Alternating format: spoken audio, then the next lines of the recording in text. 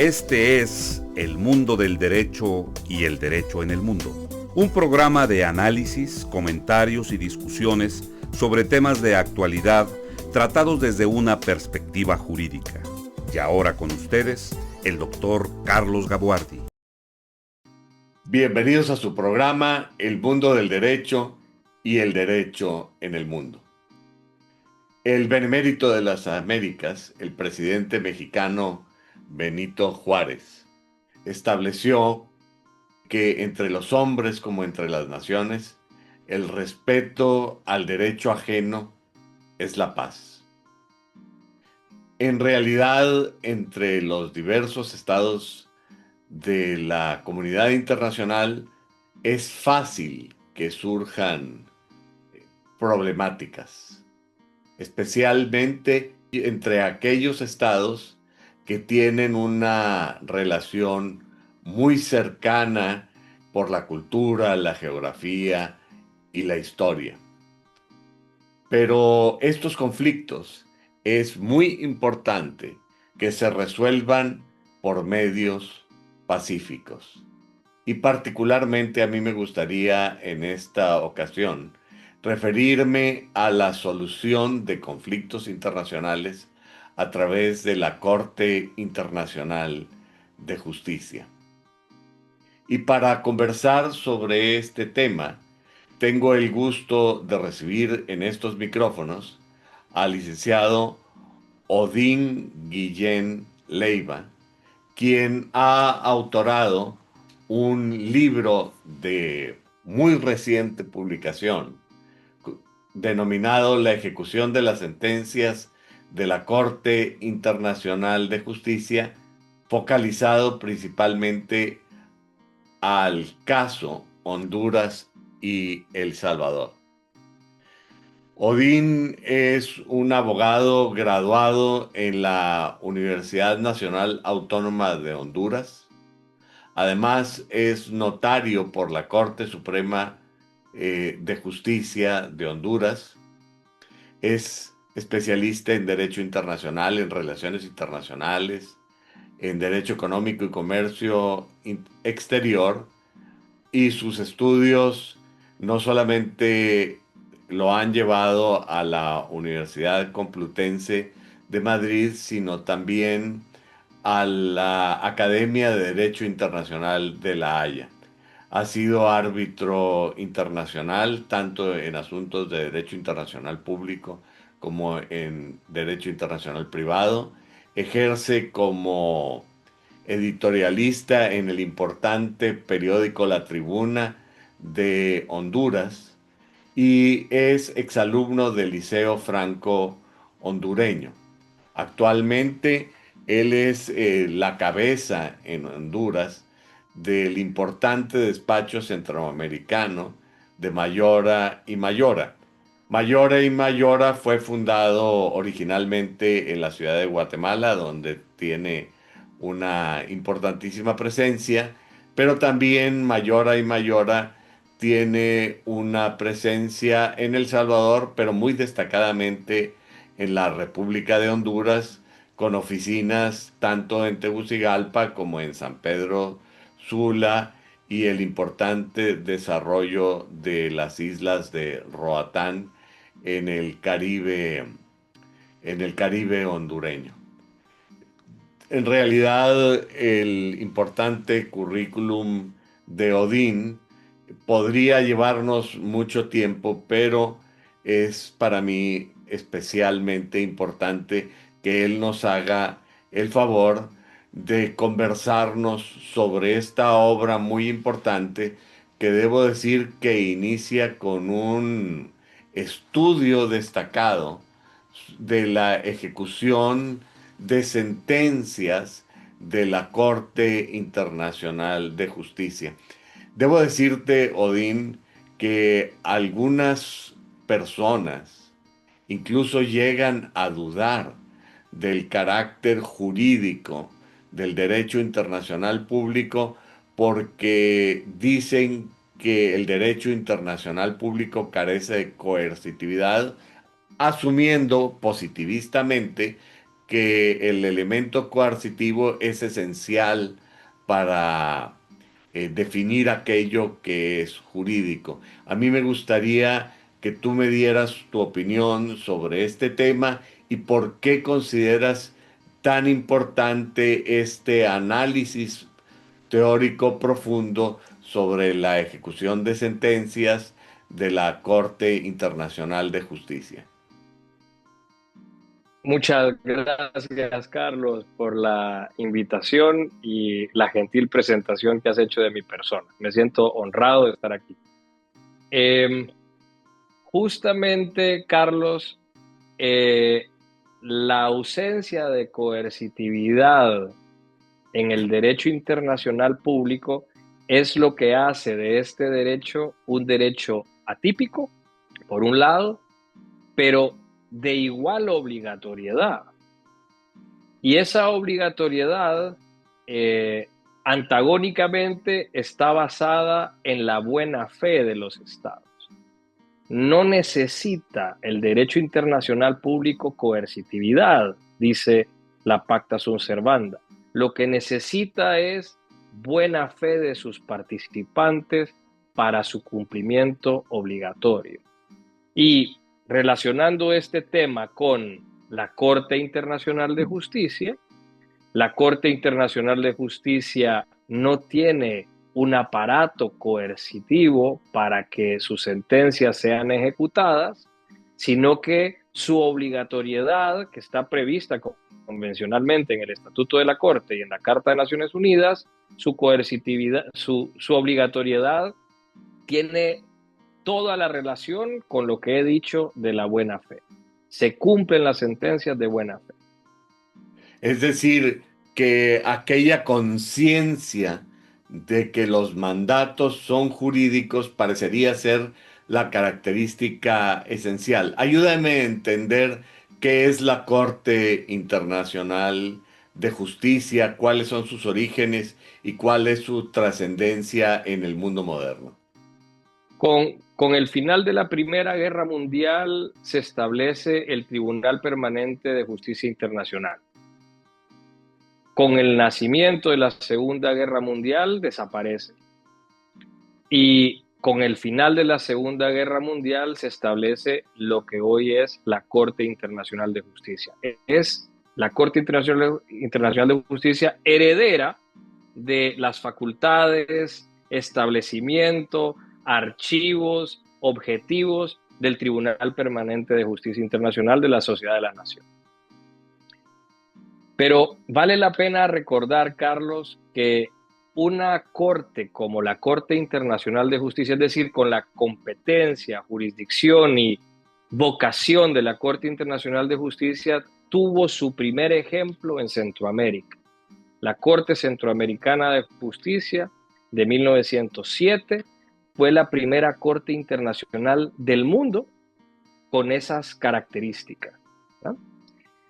Hoy la Corte Internacional de Justicia lo que es el órgano judicial de las Naciones Unidas.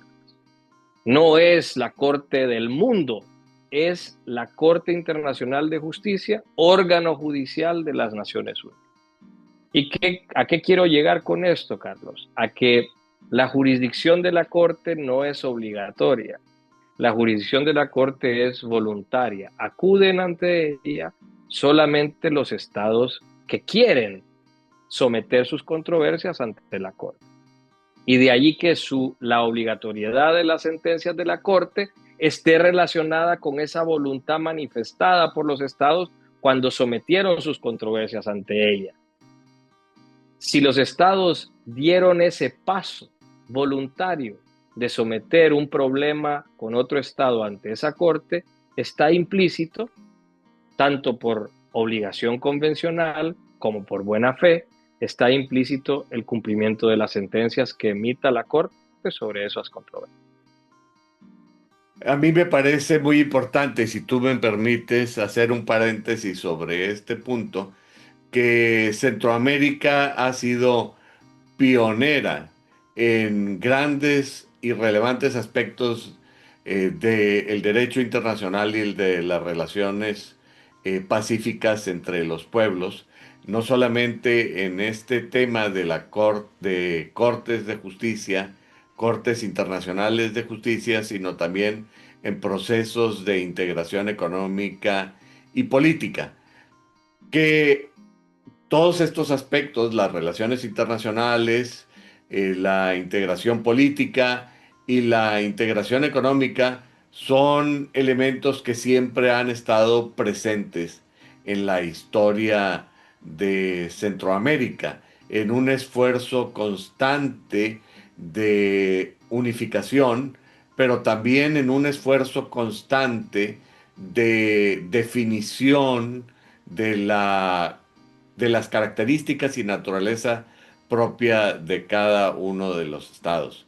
Particularmente en el caso de Honduras y El Salvador, tenemos al presidente Arce, si no me equivoco, el primer presidente de la República Centroamericana, y también a la importantísima figura de luego el presidente Morazán. Es decir, una figura salvadoreña, una figura centroamericana y una cercanía que por un lado es de hermandad, pero por otro lado es de un roce constante. Por una parte, me parece que El Salvador, siendo el país más densamente poblado de Centroamérica, eh, ejerce presiones eh, humanas, presiones poblacionales con respecto a los países limítrofes. Y Honduras es el país con el que El Salvador tiene una más larga frontera. A mí me gustaría que tú me hablaras de estos conflictos, de lo que ha significado este proceso en el conflicto Honduras-El Salvador, que nos lleva en un momento determinado a la llamada guerra del fútbol y que finalmente se concluye con esta sentencia de principios de los años 90, que es la que tú analizas con más detalle. Ayúdame a ubicarme en este tema. Vamos a ver, Carlos.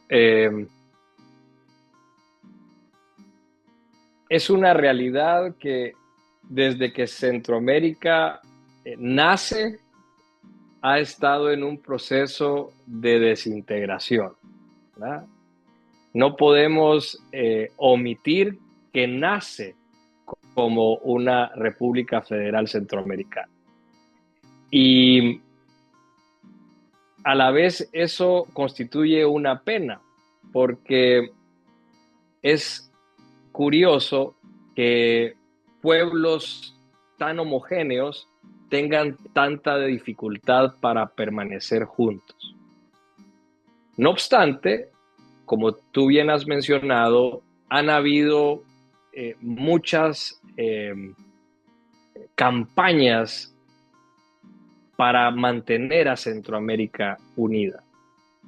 Y definitivamente, a la fecha, aún existe un sistema de integración centroamericano que tiene diferentes órganos. Uno de sus órganos principales es la Corte Centroamericana de Justicia, el Banco Centroamericano de Integración Económica, la Secretaría de Integración Centroamericana, y así podría mencionar otros. Entonces, la vocación por mantener a Centroamérica unida, o ese sueño centroamericano, vamos a mencionar principalmente de Morazán, se mantiene.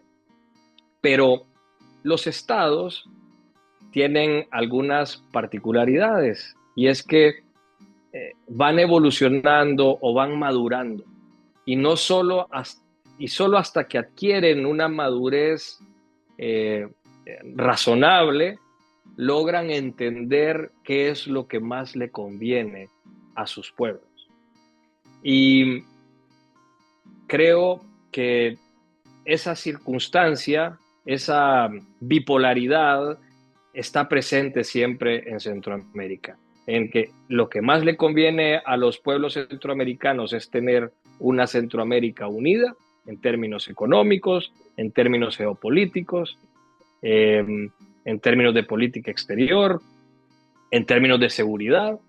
Sin embargo, la misma nacionalidad de esos estados centroamericanos va inclinando a cada uno de ellos a mantenerse independientes y no ceder esa soberanía en favor de un sistema centroamericano con más capacidades y más facultades. Eso creo te podría hacer mención. Ahora bien,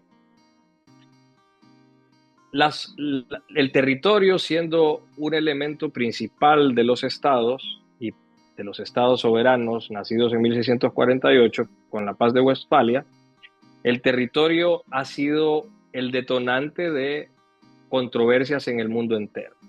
Y Centroamérica no ha sido ausente de esas controversias. Y en particular, Honduras ha tenido esa situación geográfica de tener colindancia con no solamente los estados continentales centroamericanos, sino que también fronteras marítimas, y ha tenido que estar en una constante delimitación de esas fronteras. Y de allí que nazca o surja la importancia de Honduras en el derecho internacional público, porque le ha tocado arbitrar fronteras con Guatemala, arbitrar fronteras con Nicaragua y llevar todo un proceso de mecanismos de solución pacífica de controversias con El Salvador. Honduras y El Salvador recorrieron cada uno de esos métodos pacíficos de solución de controversia, pasando desde la mediación de Bustamante y Rivero, expresidente del Perú, hasta llegar a la sentencia de la Corte Internacional de Justicia. Es decir, que toda la línea fronteriza en controversia entre Honduras y El Salvador fue resuelta por mecanismos pacíficos de solución de controversia.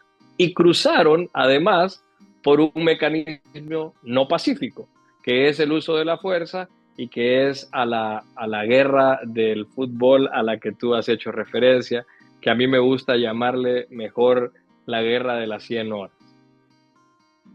Sí, es muy interesante este, esta cuna de grandes juristas y de grandes internacionalistas que ha sido Honduras. Ahorita quizá tú podrías ampliar sobre esto, pero a mí me parece importante destacar que el primer ministro del Imperio Mexicano fue don José Cecilio del Valle, un Así es. natural de Honduras, un hombre muy destacado, y me parece que esto es más que una coincidencia. Ayúdame a ubicar esta problemática entre Honduras y El Salvador, cómo se presenta, cuáles son sus orígenes y cuáles son las avenidas que llevan a la solución de este asunto. Pues hay una natural tendencia u obligación de cada estado de tener claras sus fronteras, ¿verdad? Como he dicho, por ser el territorio un elemento principal de los estados. Siendo así, Honduras y El Salvador han tenido ese interés, esa vocación, y en esa vocación han encontrado un conflicto en ciertos sectores de la frontera terrestre, en un conflicto también sobre las ínsulas del Golfo de Fonseca y también sobre las aguas y la salida del Golfo de Fonseca. Vamos a decir que la controversia viene de la mano de esa búsqueda de delimitación de la frontera terrestre, insular y marítima. Y cada estado busca su justificación y su argumento jurídico, probatorio para presentar en cada una de esas etapas, fuera relación bilateral o fuera ante un tercero imparcial. En cada una de esas etapas, cada uno de los estados presentaba su antecedente jurídico, su título, su efectividad o su razón de soberanía sobre cada uno de esos territorios terrestres, insulares y marítimos sobre los que reivindicaban su poder. Entonces, es en mi criterio natural, tanto por un lado que los estados buscaran delimitar como el nacimiento de la controversia. Lo interesante es que cada uno de ellos, al mantener su posición, van elevando las tensiones y esas tensiones normalmente se fueron mitigando por los mecanismos pacíficos de solución de controversias hasta que no lo pudieron contener en 1969 con la guerra de la que hemos hecho mención, pero que posteriormente le dieron facultades, voy a mencionar nuevamente, al señor Bustamante y Rivero para que delimitara parte de la frontera, y si no lograba delimitar toda la frontera, entonces inmediatamente los estados se comprometían a someter la controversia ante la Corte. Entonces, la jurisdicción de la Corte en el caso Honduras-El Salvador nace de una convención. ¿Ah? Le dieron primero facultades a Bustamante y Rivero para que mediara la controversia, y luego de intentarlo hacerlo de forma total, si no lo lograba, inmediatamente celebraban una convención para ir a la Corte. Entonces, el Tratado General de Paz dio paso a la mediación de Bustamante y Rivero, y una vez terminada la mediación, que solo parcialmente solucionó la controversia, se celebra una convención para darle jurisdicción a la Corte sobre el asunto entre Honduras y El Salvador. Nicaragua como interviniente. Vale la pena mencionar que Nicaragua intervino también en la controversia. Bueno, esto amerita entonces a que expliques tú lo que significa país interveniente, pero debo decir una cosa al principio. Honduras, que originalmente tengo entendido que era la provincia de Comayagua, Sí.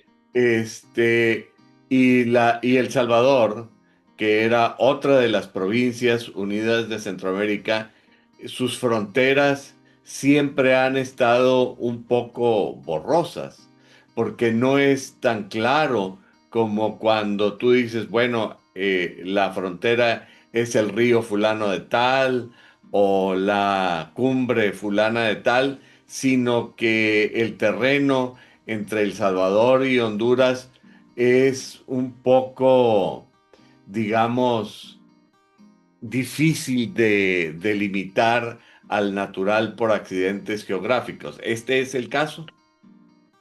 Bueno, sí.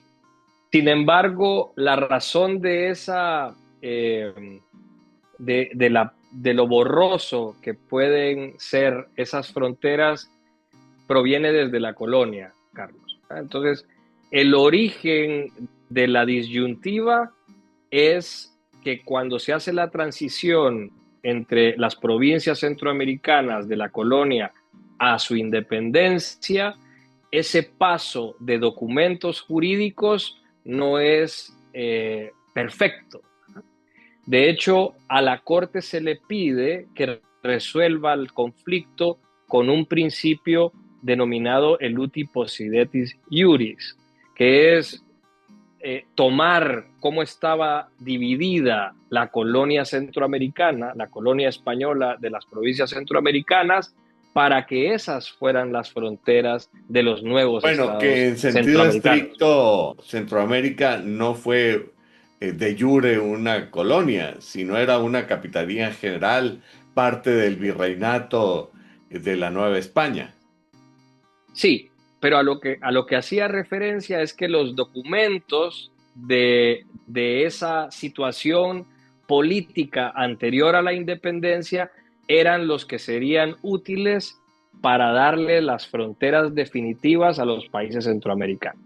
Pero como esos títulos no eran perfectos o no estaban delimitados de un punto ahora, de un punto a otro de manera perfecta, entonces nace la controversia, y en cada etapa de esa controversia se iban analizando también esos títulos. A la Corte, reitero, se le pide que sean esos títulos los que resuelvan la controversia, pero la Corte misma identifica que habían espacios de la frontera terrestre cuyos títulos no estaban claros. Sus escrituras eran particulares, había también deterioro en esos títulos, entonces hubo que combinar dos elementos jurídicos para resolver la disyuntiva.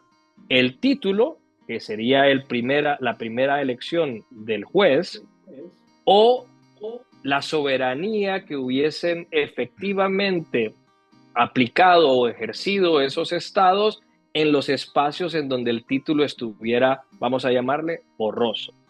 ¿Ah? Entonces, ¿cómo resolver la controversia, Carlos? Idóneamente con títulos provenientes de la situación política anterior a su independencia, pero si no tenían títulos o si no se encontraban pruebas documentales suficientes, las efectividades era el principio que iba a utilizar la Corte para resolver la controversia. Y en Honduras, El Salvador, eso fue la situación de los 6 sectores que se determinaron o se resolvieron ante la Corte Internacional de Justicia. La Corte utilizó títulos como efectividades para resolver la controversia. Con respecto a la parte insular, la Corte mencionó que solo existían 3 islas en controversia, la isla del Tigre, Meanguera y Meanguerita, e igualmente, al no existir títulos sobre esas islas, lo que se utilizó fue las efectividades de la soberanía de cada estado sobre ellas y la falta de protesta del estado adverso o adversario frente a esas efectividades. Entonces la Corte resuelve, bueno, si El Salvador ha estado en Meanguera y de manera anexa en Meanguerita, sin que Honduras protestara durante un plazo razonable de tiempo, pues aunque no haya título, Meanguera y Meanguerita queda en la soberanía salvadoreña. Y asimismo ocurrió con la isla del Tigre, nada más que en favor de Honduras. Sí, es realmente el principio inmobiliario de que la posesión reina sobre la apariencia de titularidad jurídica. Pero Sí, a esto habría que agregarle otro factor, en mi opinión, que los pueblos son los mismos de un lado y del otro de la frontera. Y esto crea otro elemento de complejidad, o ha creado otro elemento de complejidad. sí. Como te he mencionado, Carlos, es un elemento que no suelo apreciar porque los pueblos centroamericanos tienen un origen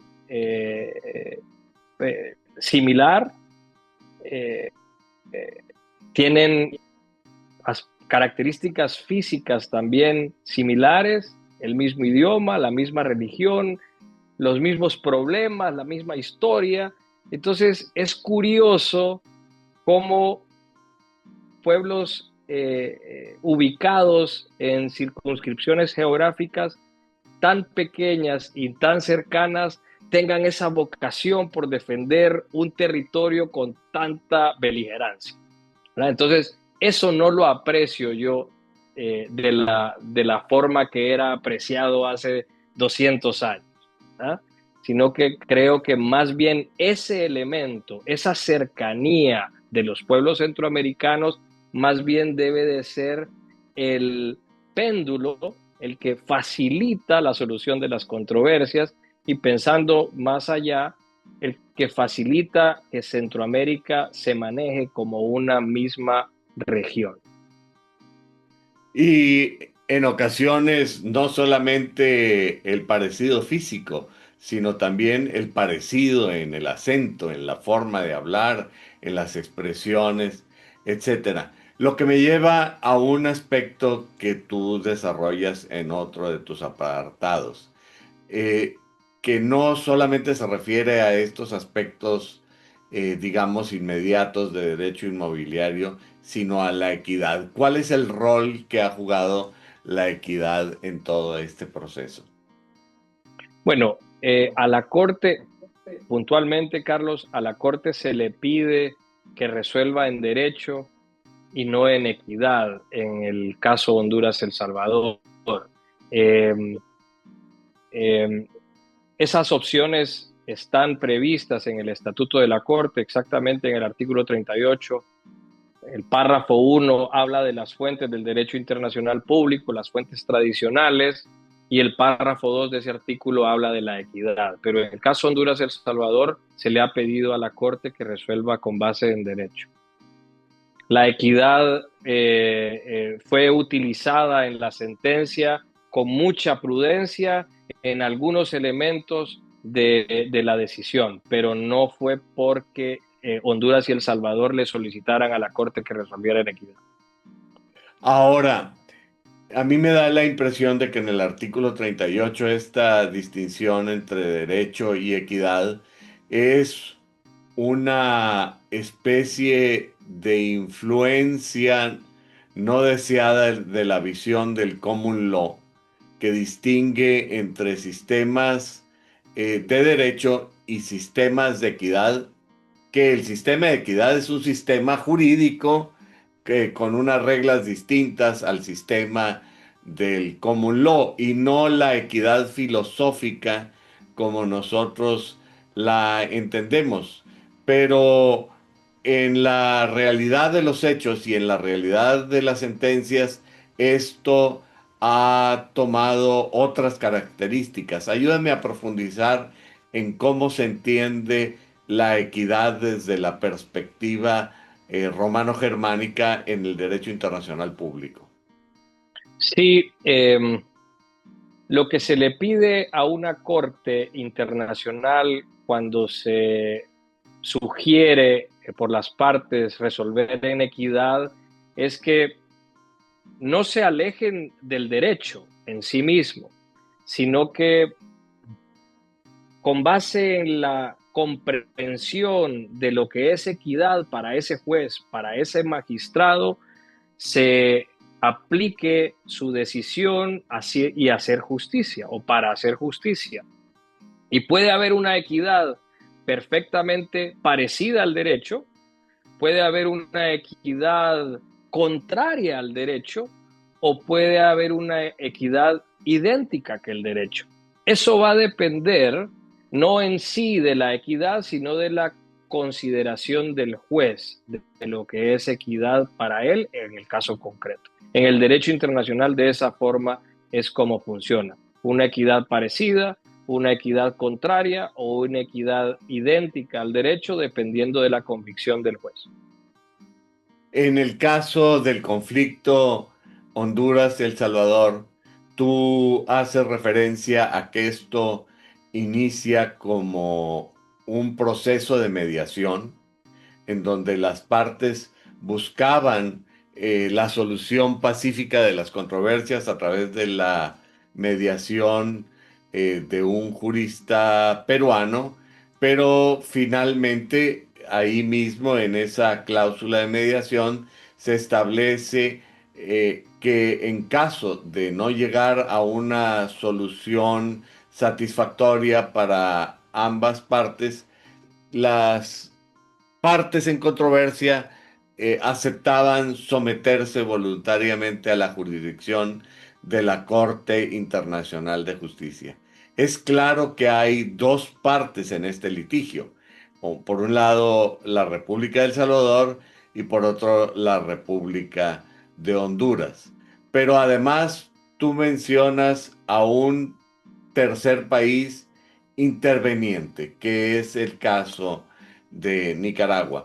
Explícame qué es lo que significa en este contexto ser país parte y en este contexto qué significa ser país interviniente y cuáles son las características del país interviniente. Los estados parte del litigio son los quienes activan el proceso contencioso de la Corte.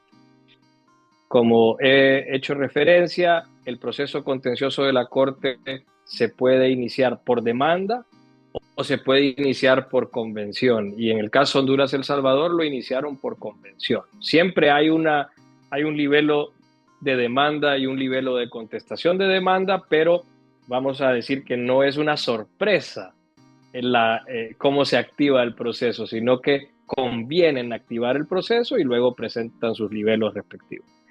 Ahora, la figura del interviniente es que si hubiese un Estado que considere que la sentencia le puede afectar, tiene derecho a intervenir en el proceso, ¿verdad?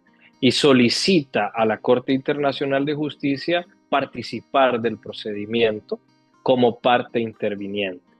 Ese es el caso de Nicaragua con respecto a las aguas del Golfo de Fonseca y a los espacios marítimos desde la boca del Golfo de Fonseca hacia el Océano Pacífico. Entonces, al considerar Nicaragua que la sentencia podía afectar sus propios intereses, le solicita a la Corte intervenir. Y Carlos, la intervención de Nicaragua es la primera intervención ante la Corte Internacional de Justicia. Y la Corte emite una sentencia para aceptar la intervención de Nicaragua, previa a la sentencia que decide el juicio. Sí, una Ahora sentencia, bien, digamos, de previo y especial pronunciamiento. así es. Y como consecuencia de ser interviniente, Carlos, puedes participar y a la vez la sentencia es obligatoria para el Estado interviniente. Es decir, parecería que esta situación de un Estado interviniente se parece mucho a el rol de una tercería en un juicio civil. Tiene una similitud. De hecho, cuando imparto clases de Derecho Internacional Público, en particular sobre el proceso de la Corte, es usual para que los estudiantes comprendan el proceso de la Corte estar haciendo comparaciones con el proceso civil ordinario, ¿verdad? Tiene similitudes, como como has hecho referencia a la tercería. Esa intervención sería como una tercería de preferencia o una tercería particular de los juicios civiles, en efecto. Lo que sí es que la Corte es magnífica, ¿verdad? Y si un plazo en el juicio ordinario civil en Honduras dura 10 días, en la Corte puede durar 10 años, ¿verdad? Y ese justamente el caso de el recurso de revisión, para darte un ejemplo, Carlos. El recurso de revisión es el único recurso que cabe contra las sentencias de la Corte Internacional de Justicia, pero ese recurso se presenta máximo en un plazo de 10 años.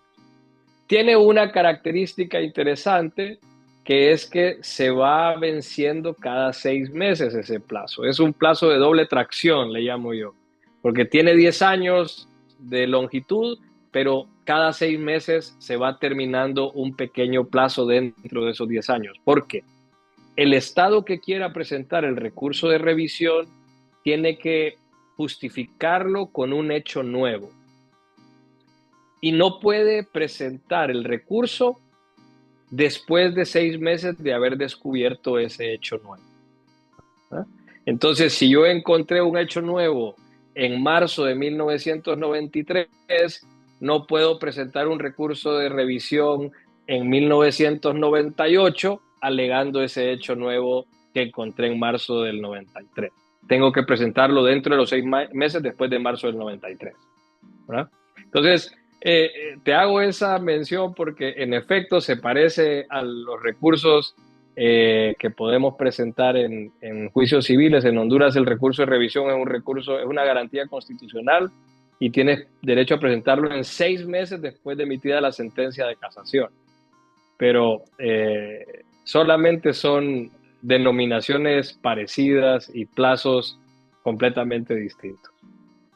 Bueno, distinguir entre instituciones parecidas porque tienen un rol jurídico semejante o porque terminológicamente tienen el igual denominación, pues es importante para distinguir.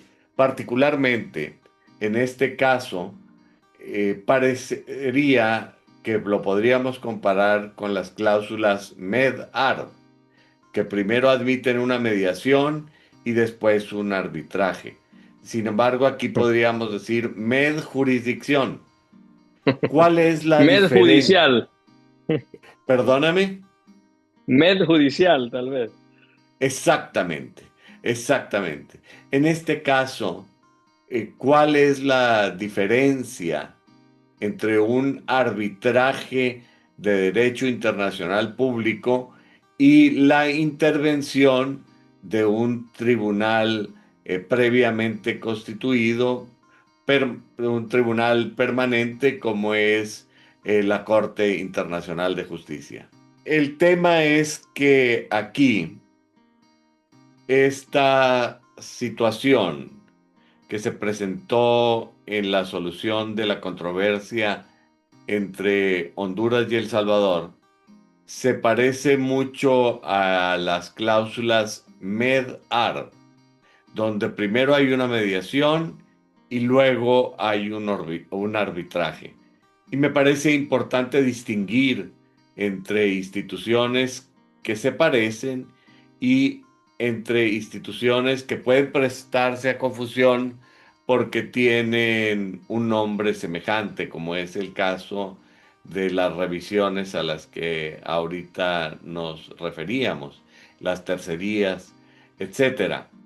¿Cuál es la diferencia entre un arbitraje de derecho internacional público, como los ha habido, y un caso resuelto a través de la aplicación de la jurisdicción de la Corte Internacional de Justicia? La principal diferencia, Carlos, es su permanencia. Los procesos arbitrales eh, que ha vivido Honduras, por dar ejemplo, el arbitraje del Rey de España de 1906, que resolvió la frontera entre Honduras y Nicaragua, parte de ella, se activa ese arbitraje, se hace nacer ese procedimiento arbitral y ese arbitraje tiene una misión, tiene una facultad que le otorgan los estados para resolver una controversia puntual.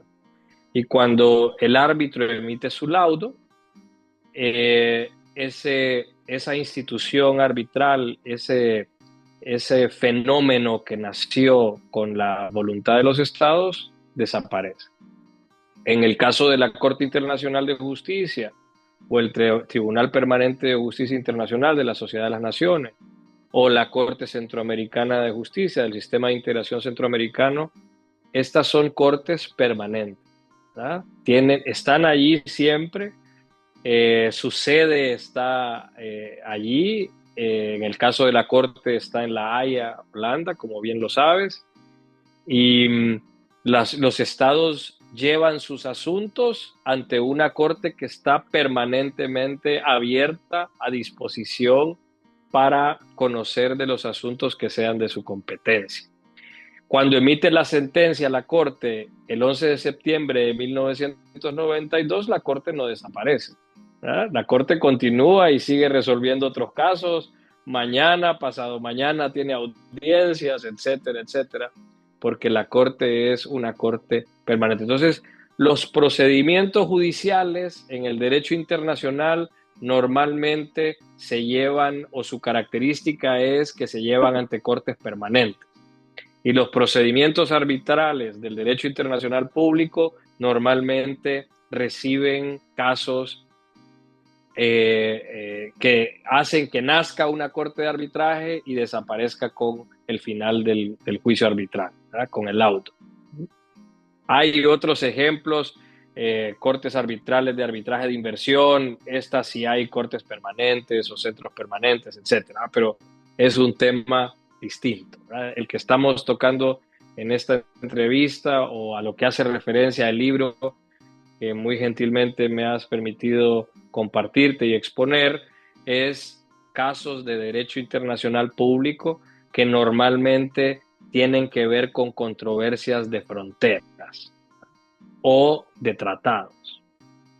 Es decir, donde también la competencia jurisdiccional del tribunal está previamente delimitada, es decir, Así es. Hay unos canales en donde se dice su caso puede estar o podría no estar dentro de la esfera jurisdiccional de la que está proveído. Exacto.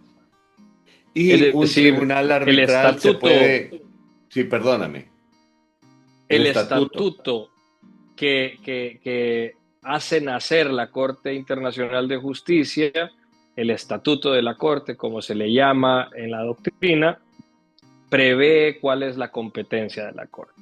Competencia de materia, competencia de persona y competencia de tiempo, ¿verdad? Especifica qué tipo de controversias se pueden llevar ante la Corte. Entonces, ahí yo no puedo llevar, por muy lindo que fuera, no puedo llevar un juicio laboral a la Corte Internacional de Justicia, ¿verdad?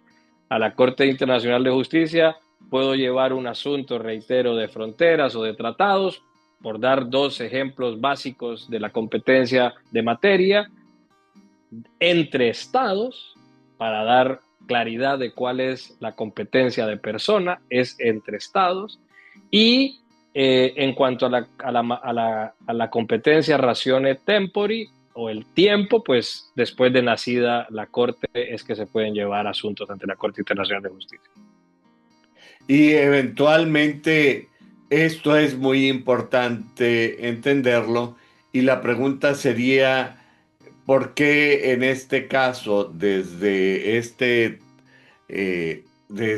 acuerdo de mediación, se decidió que la opción de la Corte Internacional de Justicia sería una mejor opción que el arbitraje internacional exprofeso? Honduras ha tenido experiencias tanto de arbitraje como de sometimiento a la jurisdicción de la Corte. ¿Cuáles son las razones prácticas que llevan a tomar una decisión de este tipo? Mira, por eso el asunto Honduras-El Salvador es tan interesante, porque ambos estados han recorrido, ya lo he dicho en la entrevista, pero lo repito, han recorrido todos los mecanismos de solución de controversias, incluso el uso de la fuerza. Pero hablando de los pacíficos, pues han recorrido todos. Entonces el caso deviene un caso de estudio, porque los dos estados han manifestado su voluntad internacional, a pesar de la tensión y de la complejidad que significa una controversia de este tipo, han expresado su voluntad internacional de someter el asunto, dependiendo de la tensión que iba teniendo, sometiendo el asunto a las relaciones bilaterales, sometiendo el asunto a la mediación en el caso de Bustamante y Rivero, y como tú dices, eligiendo el más importante de todos los mecanismos, o el más complejo, el más ambicioso de todos los mecanismos, que es el judicial. ¿Ah? ¿Por qué no utilizar el arbitraje? Es una excelente pregunta. No he hecho una entrevista a algún profesional de esa época para preguntarle por qué no arbitraje y judicial en esta ocasión, pero no dudo que los asesores de ambos estados hayan recomendado a sus clientes, a sus mandatarios, llevar el caso ante la Corte Internacional de Justicia para resolver de una vez por todas la controversia, después de haber recorrido todos los demás mecanismos de solución pacífica. Así que si podemos decir que viene de alguien eso, seguramente es de los asesores, de los cuales forman parte no solamente asesores extranjeros para ambos estados, pero también profesionales del derecho internacional público de cada estado, porque al ser, particularmente voy a referirme a Honduras, al ser un estado con tanto contacto con el derecho internacional público, es un estado de cuna de internacionalistas que no solo han entendido doctrinalmente y han estudiado el derecho internacional público, sino que las características o las circunstancias, la situación histórica y geopolítica del país ha permitido que practiquen el derecho internacional público con casos de verdad. ¿verdad? No de laboratorio. Y eso pues es algo que no ocurre de a menudo. En este momento, para que tú sepas, Carlos, Guatemala y Belice están conociendo de un caso ante la Corte y Honduras y Belice también. O sea que la actividad de Centroamérica y en particular de Honduras ante la Corte es constante. Cada 5 años hay casos de Honduras ante la Corte, de lo que yo tengo de estudiar la materia. Pero además habría que agregar que estas opciones solamente son viables cuando se trata de estados que tienen más o menos el mismo nivel, porque estas opciones no son viables cuando hay una desproporción evidente y notable entre los estados contendientes. Caso concreto, Ucrania, Rusia; caso concreto, México, los Estados Unidos; caso concreto, cualquier país centroamericano, vis a vis los Estados Unidos. Es decir, no tiene que haber cierta igualdad y no asimetrías terribles, aunque me da la impresión de que tú tienes algo que comentar sobre este tema. Sí, eso tiene más que ver, Carlos, con el hecho jurídico de si el Estado A o el Estado B le han otorgado jurisdicción o no a la Corte. ¿A qué me refiero?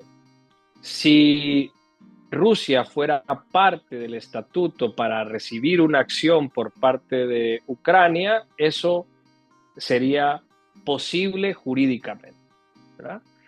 Eh, entonces, no es que Ucrania no quiera pelear contra Rusia ante la Corte, sino que jurídicamente no es posible porque no hay jurisdicción, no hay competencia, ¿verdad? Porque no hay un sometimiento, te tendría Porque no que hay un someter. sometimiento voluntario. Y la Corte, ya lo he dicho, no es de jurisdicción obligatoria, sino que es de jurisdicción voluntaria. Sin embargo, han habido casos en que ha peleado países pequeños o estados pequeños contra titanes. Y está el caso más emblemático de ese ejemplo, que es el caso Nicaragua contra Estados Unidos. Se llama el asunto de las actividades militares y paramilitares en y contra Nicaragua. Sí, Ese el caso de caso los contras. es de la contrarrevolución, y ese caso Nicaragua presenta su acción ante la Corte y sorprende a Estados Unidos, porque Estados Unidos, al ser fundador de las Naciones Unidas, era parte del estatuto de la Corte implícitamente. Entonces, la Nicaragua presenta una acción contra Estados Unidos y la Corte se declara competente. Sí, estos son. Y sentencia en favor de Nicaragua el caso de las actividades militares y paramilitares. Es un caso histórico. Entonces también han peleado pequeños contra Goliaths, y la Corte ha resuelto, porque una vez que la Corte se declara competente, emite decisión, lleva un juicio y emite decisión. Y la decisión es obligatoria para las partes. En el ajedrez jurídico internacional, esto me imagino que requiere cierta estrategia y planeación por Sí, parte de los jugadores para hacer que Goliat caiga caiga. en las redes de la jurisdicción, Sí, es porque fantástico. normalmente a los grandes no les gusta someterse al derecho. Sí. Y al derecho internacional. Oh, Eh, Al derecho internacional menos. Eh, en efecto, Carlos, hay mucho tecnicismo, ¿verdad? La Corte también permite que se active su procedimiento contencioso por sometimiento tácito, ¿verdad? También puede ocurrir que una parte B no haya ratificado el estatuto de la Corte, y tú le digas a tu cliente, el Estado A, y le digas, podemos presentar la demanda y veamos si aceptan la jurisdicción de la Corte, ¿verdad?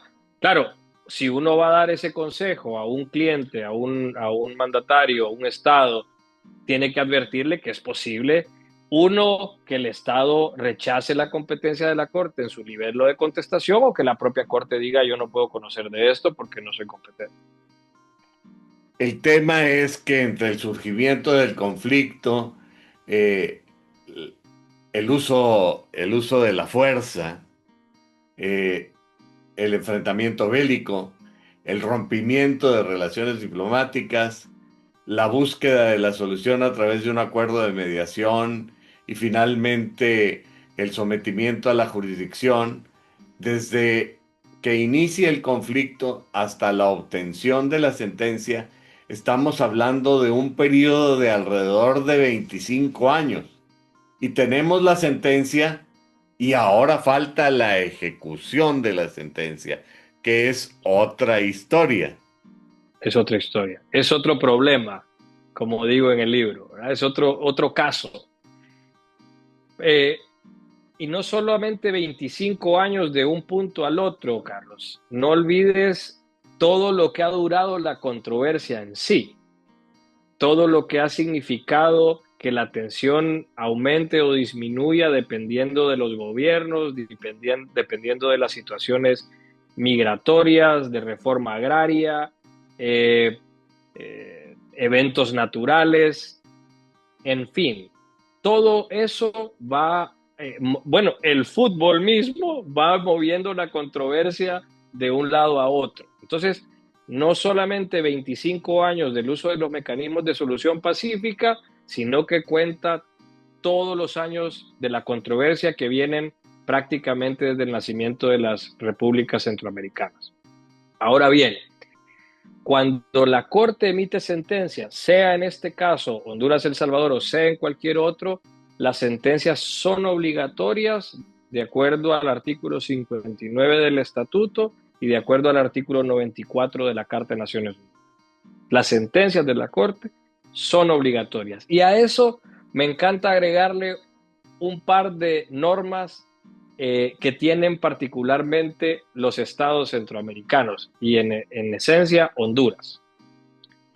Honduras se obliga a cumplir con las sentencias de la Corte en la Carta de Naciones Unidas, en el Estatuto de la Corte, en la Convención de Viena de 1969 sobre Derecho de los Tratados, artículo 26, que habla de la buena fe en particular. Luego está la resolución 2625 de la Asamblea General de Naciones Unidas, que es donde se recogen las normas de ius cogens del derecho internacional. Todos los estados están obligados a cumplir el derecho internacional de buena fe de acuerdo con ese principio estructural previsto en la resolución 2625. Y para terminar, Honduras, en su artículo 15 de la Constitución Política de 1982, la Constitución vigente, hace referencia en específico a que las sentencias de origen internacional son obligatorias para Honduras. Entonces, Honduras no solamente tiene normas de origen internacional que hacen que se obligue ante las sentencias de la Corte, sino que tiene una norma constitucional que le obliga a cumplir las sentencias de esa Corte Internacional de Justicia, en particular, de forma general, la Constitución lo hace referencia. El Salvador tiene un artículo similar, está en el 146, si no me equivoco, de su Constitución, que también introduce el derecho internacional en su derecho interno y con ello pues hace obligatoria las sentencias de la Corte constitucionalmente. Y todavía habría que agregar el recurso de revisión. Háblame brevemente sobre el recurso de revisión. ¿Qué es lo que distingue a este recurso de revisión frente a los recursos de revisión que existe en la legislación doméstica?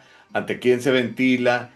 Para luego acercarnos a ese par de notas personales con el que tú concluyes tu estudio. Carlos, en la Corte Internacional de Justicia o el sistema judicial de Naciones Unidas no prevé una pirámide judicial que tenga algo sobre la Corte, ¿verdad?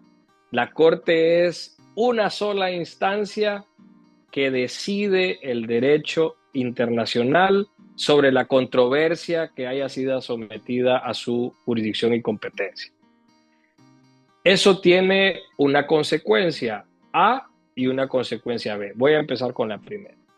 La consecuencia A es que las sentencias de la Corte generan cosa juzgada y con ello generan una obligatoriedad inmediata y además jurisprudencia, una fuente del derecho internacional público. Una sentencia de la Corte basta para generar jurisprudencia.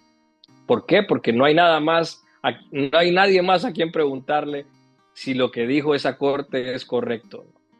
Y dos, que el recurso de revisión no sea un recurso impugnativo tradicional del derecho interno. No es una apelación, no es una casación, sino que la Corte lo único que está llamada a hacer en el recurso de revisión o frente al recurso de revisión es, primero, asegurarse que se han cumplido los requisitos para someter el recurso ante la Corte. Y dos, que si el hecho nuevo es realmente un hecho nuevo, se ha comprobado que ese hecho nuevo hubiese generado que la Corte emitiera una sentencia distinta en su sentencia inicial, va a perfeccionar la sentencia del recurso de revisión. Entonces, el recurso de revisión no revoca, no anula, no casa la sentencia del 11 de septiembre de 1992 de Honduras y El Salvador. El recurso de revisión, si hubiera procedido, lo que hubiera hecho es perfeccionar la sentencia del 11 de septiembre del 92, porque la Corte hubiera decidido lo mismo si ese hecho nuevo lo hubiesen presentado antes de la sentencia 92. Entonces, es un recurso completamente atípico de los recursos del derecho interno. Es un recurso único de la Corte Internacional de Justicia. Y lo que hace es conocer de un hecho nuevo y perfeccionar la sentencia. Ahora bien, mientras Mejorar estamos la esperando sentencia. perfeccionarla, digo yo, porque yo pienso que la Corte tiene la última palabra del derecho internacional, entonces considero que las decisiones de la Corte, yo puedo tener una opinión, todos los abogados pueden tener una opinión, pero la Corte Internacional de Justicia es la que tiene la opinión correcta. Sí, es la que al final parte el queso, ¿verdad? Así es. Entonces, lo otro es que aunque el plazo sea de 10 años, revolvente cada 6 meses, como te expuse, la sentencia hay que cumplirla mientras estamos esperando ese plazo. La sentencia no va a adquirir firmeza hasta que termine el plazo. La sentencia es firme desde que se emite. Y por eso está el artículo 94 de la Carta, que tiene un párrafo 2, y ese párrafo 2 es una tesis completa, ¿verdad? El párrafo 2 es el que le da la oportunidad al Consejo de Seguridad, que es el órgano político de Naciones Unidas, el órgano más interesante de todos en términos de estrategia y de poder, ¿verdad? Le da a ese Consejo de Seguridad la oportunidad de conocer de un incumplimiento de la sentencia y obligar al Estado que está fuera del cauce del derecho a que respete la Corte Internacional de Justicia. Ese artículo 94, párrafo 2, ahí sí aplica lo que tú mencionabas de el decibel de poder de los estados. Las asimetrías, las Sí, igualdades y las asimetrías. Definitivamente el 94, párrafo 2, si lo queremos aplicar contra Estados Unidos, es imposible.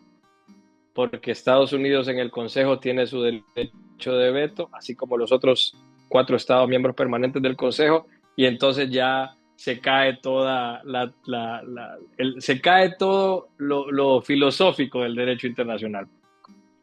En clase me gusta decir algo, Carlos, y lo menciono en el libro. Lo que me gusta del derecho internacional público es que es honrado con el tema de la asimetría. Porque en el derecho interno nos dicen las constituciones que todos somos iguales ante la ley, ¿ya? Y eso es relativo para ser educado. En el derecho internacional, la Carta de Naciones Unidas nos dice con honradez hay 5 estados completamente distintos que los demás. Y son Estados Unidos, Rusia, el Reino Unido, China y Francia. Los 5 ganadores de la Segunda Guerra Mundial tienen un poder distinto que todos los demás estados del mundo. Entonces, eso no es injusto, como les digo a mis alumnos. Eso es derecho, porque está escrito así en la Carta. Y tú concluyes todo tu análisis con 2 notas personales. Háblame de esas notas personales. ¿Qué es tu opinión en realidad? Sí, bien, por un lado, trato de hacer eco de lo respetuoso, lo importante y respetuosa que es Honduras en el derecho internacional público, ¿verdad? Y que a pesar de muchas situaciones del Estado hondureño o de Centroamérica, para referirme a Centroamérica, somos estados que solemos tener una vocación sencilla, digna y respetuosa del derecho internacional. Por eso es que no solo Honduras, sino que todos los estados centroamericanos se han volcado siempre a resolver sus controversias de manera pacífica y no usando la fuerza. Pues también es característico de su imposibilidad de usar la fuerza más allá de lo normal. Con esa claridad, entonces siempre los estados centroamericanos buscarán el derecho internacional público en vez de el mecanismo prohibido por el derecho internacional público para resolver sus controversias. Y en cuanto a la nota personal, creo que te refieres, Carlos, a que he tenido la dicha de compartir mi vida y mi carrera con internacionalistas hondureños y extranjeros muy importantes que me han inculcado esta materia con pasión y quienes me han guiado en mi ejercicio profesional, particularmente relacionado con el derecho internacional público. He tenido esa dicha y al final del libro hago mención de eso brevemente.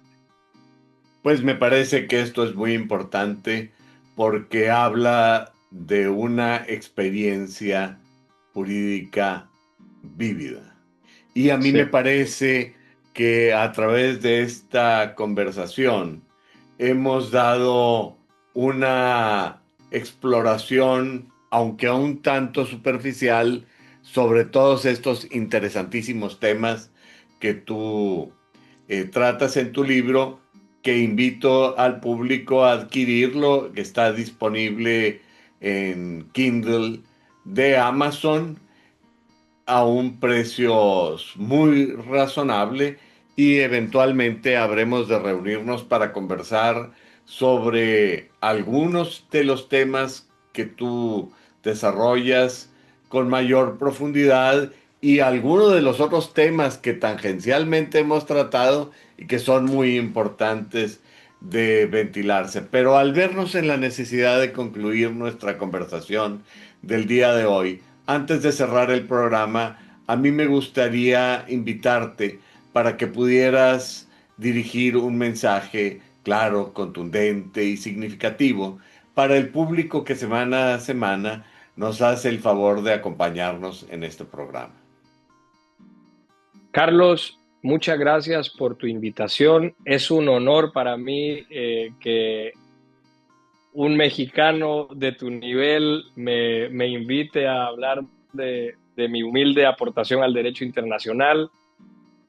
Principalmente llamaría a los estudiantes del derecho, no solo a que lean el libro que he compartido, sino que acompañen de la lectura su búsqueda de la verdad universitaria, porque la tecnología muy fácilmente puede equivocarnos en esa búsqueda de la verdad, y la respuesta a cualquier duda, a cualquier pregunta, a cualquier análisis científico, siempre se va a encontrar en los libros. Entonces, más mi mensaje sería a los estudiantes, principalmente universitarios, que no dejen de leer, porque ese es el hábito primigenio de nuestra especie para la búsqueda de la verdad. En una época en que la búsqueda de la verdad se hace mucho más importante. Y al público que semana a semana nos hace el favor de acompañarnos en este programa, les recuerdo que su opinión es muy importante para nosotros y que nos gustaría especialmente tratar aquellos temas que resulten de su mayor interés. Si les ha parecido importante los temas que hemos estado desarrollando a lo largo de este programa, los invito a que le den un me gusta a este programa y también para que se suscriban a este canal, porque es la forma en que el algoritmo de YouTube nos puede ayudar a darle mayor difusión a estas ideas. Y con estas palabras me gustaría darle nuevamente mi agradecimiento al licenciado Odín Guillén Leiva por su generosidad y apertura al desarrollar todos estos conceptos e ideas complejos de por sí. Y sin más por el momento, me despido hasta la próxima semana. Muchas gracias, Odín. Hasta luego. Gracias, Carlos, a ti.